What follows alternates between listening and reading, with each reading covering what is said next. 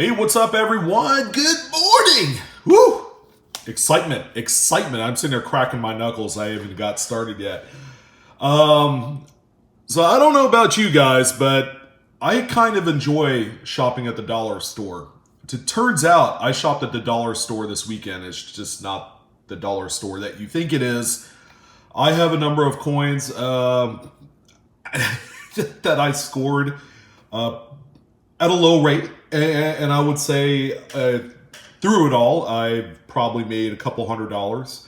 So I'm going to talk about that. First and foremost, hope you guys appreciate this beautiful older, inkwell setup here. This was actually my dad's, and I saw my mom a few weekends ago, and she gave it to me. And I completely forgot about this. This was a centerpiece on his credenza. And it's very cool. It's it's all intact. I think there's like a little chip right here on the corner. But anyways, a little bit of eye candy for the background.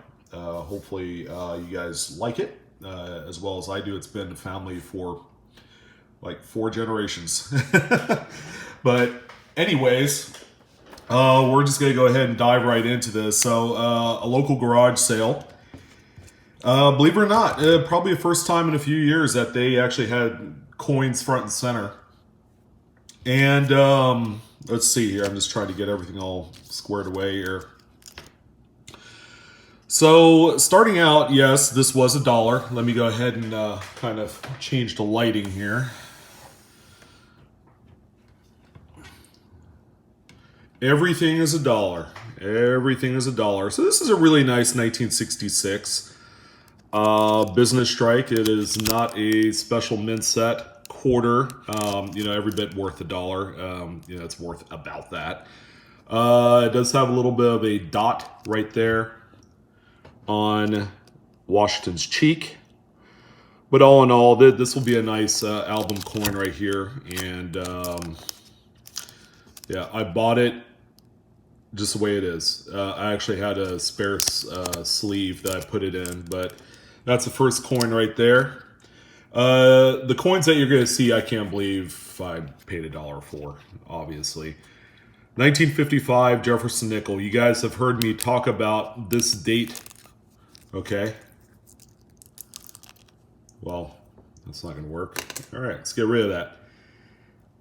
1955 Jefferson nickel, nice BU specimen. Yes, these things are as bad looking as they are. The mint didn't care about the overall quality of these coins. But look at that, it's got some steps. It's not going to be a full steps coin. You do have some weakness and some interruption, and in part to a couple of well-placed nicks on there, but this is the first 1955 I've seen with actually defined steps on there. So this will be a nice album coin. Paid $1 for that one as well. Let's see here. All right. Can't believe I paid $1 for this. 1909 VDB Lincoln Cent.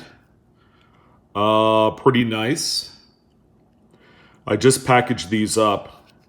The only thing it has is kind of like this spot here. I don't know if it's a moisture spot or whatever, but that's also on there too. But not bad for $1. It's worth about $10 in this condition. It looks about XF, except that spot. It's gonna bother me now. Can't believe I paid $1 for this thing. 1943P silver war nickel. So this is the 35% silver manganese mix. Nice steps. A little bit of weakness on there. Not a sent out in grade material for sure, but again for the album, paid $1 for that. Probably worth about $5. Even has a little bit of die clashing, although not the strongest of clashing. There is a few little odds and ends and marks and stuff on there that indicate the clashing. You can even see part of the clashing right there and a little bit there from Jefferson's die clash. Pretty cool coin right there. Paid $1 for that. Was also able to obtain a 1958 proof Lincoln Cent for $1. right there. Pretty nice. Not too shabby. And here's a number of tokens that I had acquired for $1 a piece. And this is where it gets pretty nuts. This is in Ellensburg, Washington. Club Cigar Store token. Pretty neat. Back in the early Depression age, in which there was less coinage to go around, merchants were creating and making their own trade tokens. People could come in with a number of these and trade them in for some goods and services or credit towards, items and things of that nature. What's really cool, these are very widely collected. And in some cases, the tokens can reach as much as 1,000 or two, depending on the rarity. This is obviously not one, but this is a token that's worth about 10 to 15 bucks. I paid $1 for this.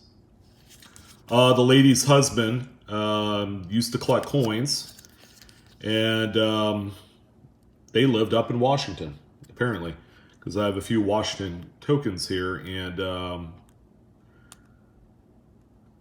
this was before they had divorced. So, it's a lady that's like in her 60s, so she's pretty well along the ages there. So we have a Chelan Washington Gardens token, 25 credits or cents or whatever the conversion rate would be. But this one has a really neat die cut pattern here. It looks almost like a shamrock of sorts. Pretty nice. This is worth about 15 to 20 bucks as it sits. Now, keep in mind, I'm not going to get rich off of these, but it's a nice score regardless. Here's a nice die-cut Klinger's Bakery from Port Townsend, Washington. Restaurant. Good for 5 cents in trade. You know what? 5 cents today wouldn't be able to trade for jack diddly. But back in the day, 5 cents can buy you a loaf of bread. Easy. There you go. Pretty cool. It's worth about 15 to 20 bucks there. All right, we have a couple really nice ones here. Here's another Washington State. Littell, Washington. This is a mercantile. Mercantile means, they sell various goods, services, clothing, notions. Good for 5 in trade. Again, at the time, probably was enough to buy a loaf of bread or couple cans of soup. It's really cool. Right here you can see some of the doubling, which was pretty commonplace on these earlier crude trade tokens, $1 a piece. And what I've learned is that the trade tokens with actual full city and state on them are worth quite a bit more than, say, some of the other ones that do not have the city and state, like the Klinger's Bakery. I actually had to go online and do some research to find out what city and state this came off of. And the woman had said that this was purchased up in Washington at the time. So I started from there and found out it was Port Townsend, which is right on the Puget Sound, right there near Seattle. So that one's pretty cool. I mean, it's got a little bit of kind of corroded carbon spotting of sorts on both sides, so it's been wet or something like that at one point. This one's pretty rough, but a Portland, Oregon, Alaska card room. Originally I thought it was in Alaska, but no, this is, again, no city and state on the token. However, this is 4th and Burnside in Portland. After putting in the address or the streets, found out it was Portland, Oregon. So pretty cool right there. 5 cents in trade at the card room. Little Texas Hold'em, right? So the last couple items I have here are the belle of the ball, so to speak. This one right here is a Boston, Massachusetts Bernard and Freeman token. Of course, it's shaped like a horseshoe. This, from what I could gather, is from the late 1800s, like 1890s. Bernard and Friedman were tanners. They made shoes. Best shoe leather, Titan calf. Pretty cool. Turns out the last example of this token sold for $125. And it was in rougher shape. This one's like almost new. If you were buying a pair of shoes from this tanner, what they would do is they'll take this trade token. It's, they all have holes, much like this. And then they'll fix them to the shoelaces. So they just kind of dangle off. It's kind of like a advertisement placard of sorts. The same way that if you went to the store today, maybe not so much shoes, but anything else you buy, they'll have the tag that hangs off of the goods, the item. And this would be the similar type of that. But that's really, this is cool. Paid $1 for every single one of these tokens. Could not believe it myself. So I have this 1966 special mint set Kennedy, which is a pretty nice coin, which exhibits a little bit of Cameo on there. I don't know if you guys can see that, but you can see the reflection in the fields, and then Kennedy's profile is frosted on there. It's kind of hard to see from this vantage point, but if you turn it to where you get some of the reflection. I've always said that special mint sets are hard to identify Cameo coins, primarily because the fields, when you're looking at the coin head on, will exhibit some of this luster, which indicates flow lines in the actual strike of the coin, and less of the mirrored surfaces that you would normally expect for a coin of this type. There you go. Nice frosty surfaces. Now, this one I'm going to send off to NGC. Hopefully it'll come back as a Cameo. That'd be awfully nice. That would make this coin, depending on the grade, somewhere worth between like $100 to $300. The Cameo makes a huge difference in the grades of these special mint sets. So that's pretty nice. Paid $1 for that. And I even told her, I'm like, hey, this is silver. And I said, well, it's probably worth about $4 or $5. Do you want me to pay you that? She said, nope, I'm just trying to get rid of all the coins. She even was trying to sell the bulk of the other things that she had, which, turns out was a bunch of, just common foreign stuff, what I call dreck. And I said, I'm going to have to pass because I am up to my eyeballs in that stuff. And finally, this is crazy. A Harvey's Casino, which is in Tahoe, still there to this day. Silver Strike, the year 2000. Of course, this is a 999 find center. I remember winning a few of these at the casino. It would actually be in the slot machines. You have to hit a certain line of symbols, and it would spit out one of these silver strikes. They don't do these anymore. And depending on the casino, at the bottom end, they're worth about somewhere in like the $10 range, and they could go up into several hundred, especially for a defunct casino that no longer exists.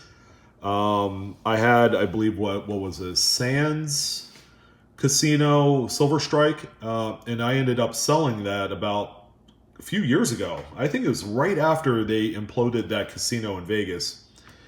And I ended up selling it for like $60. So I'm like, it's crazy. There's so much Sands Casino memorabilia out there today, and I just couldn't believe that it sold for that kind of money. I guess I'll be honest, taking more advantage of the fact that they just destroyed the casino. But finally, I also have a piece of currency I wanted to talk about. And it's this guy right here. And I paid exactly $1 for it. And she didn't know how he obtained it at the time. And probably, in one of his travels up into Canada at one point, brought home some Canadian currency, and I got this for $1. Now, I used an old Heritage Auctions sleeve in there to at least preserve the note. The note was kind of crumpled up. It was actually in along with a bunch of foreign coins. and I saved it from further doom.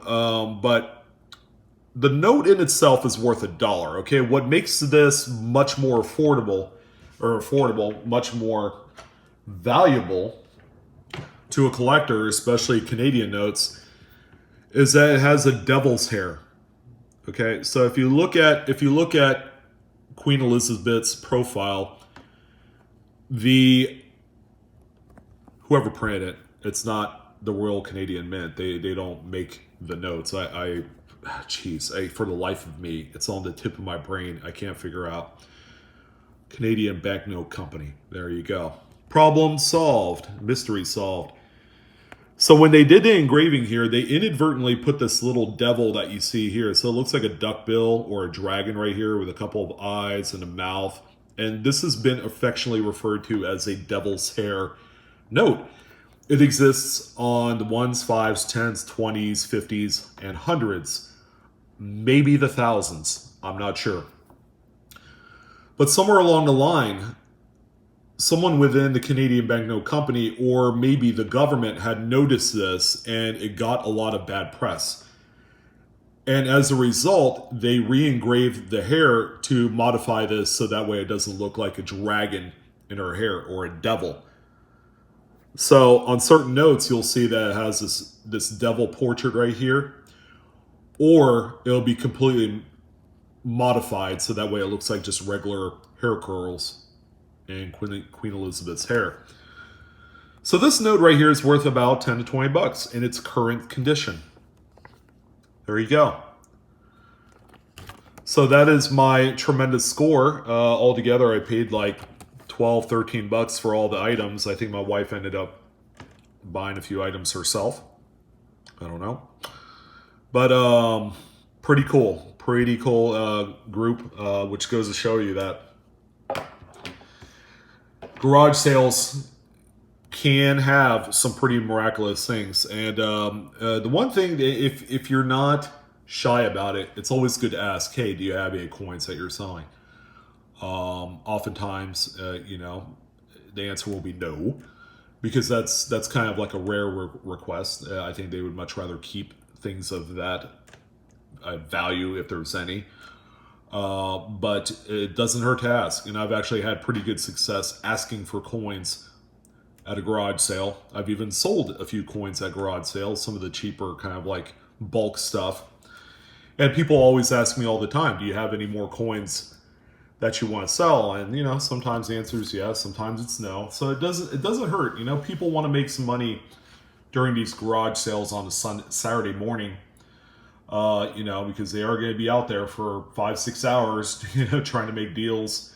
But anyways, I hope you guys enjoyed the kind of like the sharing hour of this whole thing. It was a lot of fun, and I haven't come across a whole lot of like honey hole type items like this in quite a while. So I want to thank you guys for joining in.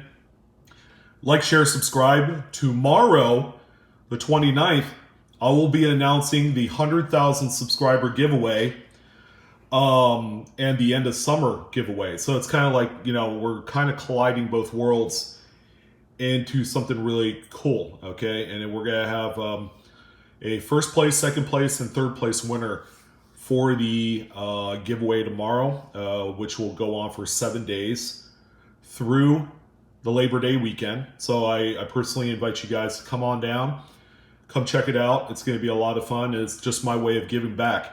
But we are going to end this summer in a huge way by having the pleasure of offering up a really, really awesome piece of numismatica. So thank you guys for joining in. I'm your host, Sean, with Blue Ridge Silverhound. As always, enjoy collecting, enjoy the hobby. It is a lot of fun. And I'll see you next time. We'd love to hear what you guys thought about this episode.